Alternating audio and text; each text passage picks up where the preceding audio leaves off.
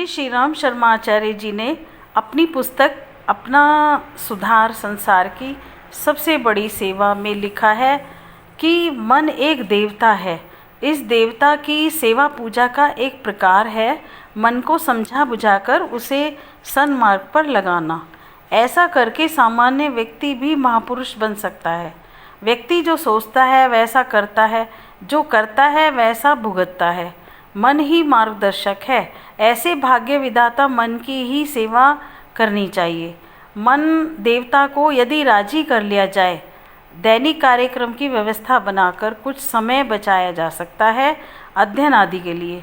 ऐसे ही दूसरों की कड़वी बात को सह लेना, बुरे व्यवहार को भी पचा जाना, बदले में सज्जनता का ही परिचय देना सत्पुरुषों का मान्य लक्षण है।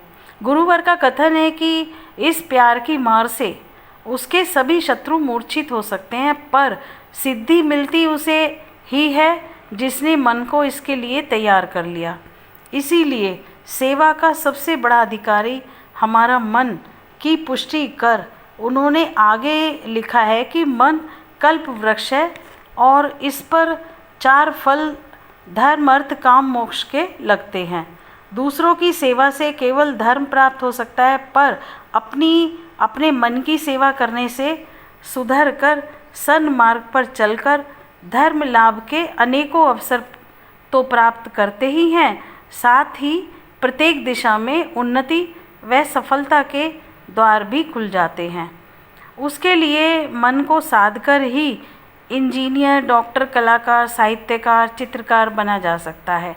योग साधना का मार्ग तो है ही चित्तवृत्तियों का निरोध मात्र। विषय विकारों, माया मोह की ओर से चित्त को हटा लेना ही मोक्ष है। अतः भगवान के लिए क्या साधना करनी, वह तो रोम रोम में बसा है। कठिनाई तो मन के कुसंस्कारों की है। यदि मन अपनी अड़ से पीछे हट जाए तो बस अध्यात्म की सारी सिद्धियां हाथ में आ सकती हैं। इसलिए मन की सेवा भगवान एवं विश्व की सेवा है।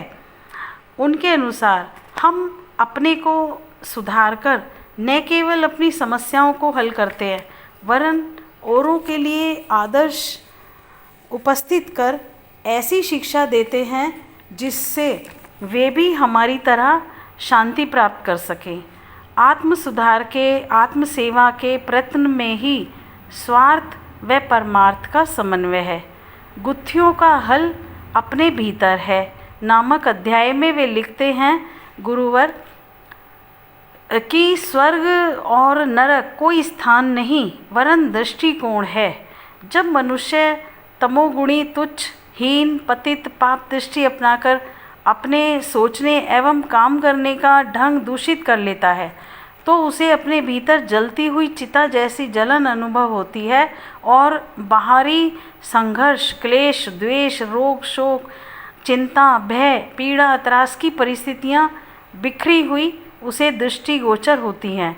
किंतु यदि दृष्टिकोण उच्च स्तरीय हो, उसमें सात्विकता, प्रेम, दया, करुणा, मैत्री, सेवा, क्षमा जैसे आदर्शों का समन्वय हो, तो व्यक्ति का हृदय संतोष, उल्लास, सुख, शांति से भरा रहता है।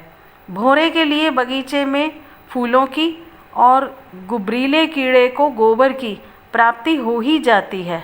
मकड़ी अपना जाला स्वयं बुनती है, उसी में पड़ी रहती है। हम भी अपनी परिस्थितियों को स्वयं पैदा करते हैं और उसी में सुख दुख अनुभव करते हुए जीवन को हंसते या रोते व्यतीत करते रहते हैं।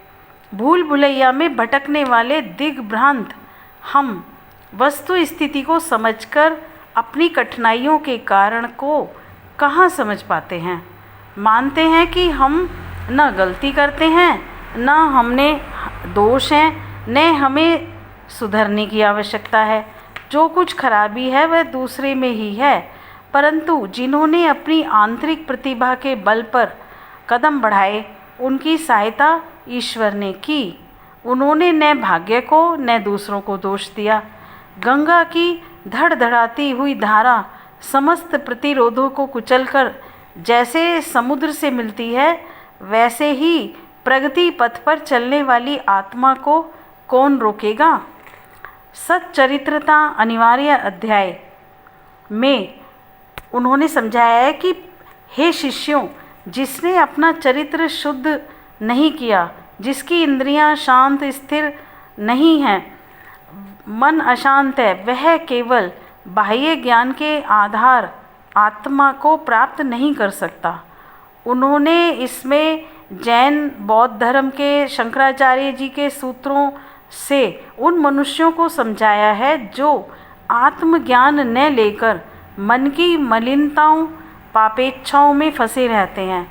अतः मन का निग्रह करते हुए आत्मा को विवेकी बनाकर अच्छे कर्मों में लगाकर आत्मा की शक्तियों को बढ़ाते चलें। कर्म अपना फल किस प्रकार देते हैं, यह जानने की बात है। गुरुवर के अनुसार जैसे बीज के अनुरूप ही फल होता है, वैसे ही पाप से आत्मा की पराधीनता दृढ़ होती है और पुण्य से आत्मा मुक्त होती है। मोटे तौर पर वासना पूर्ति से अशांति बढ़ती है, क्रोध से शरीर जलने लगता है, लोभ आता है तो मनुष्य उद्विग्न हो जाता है।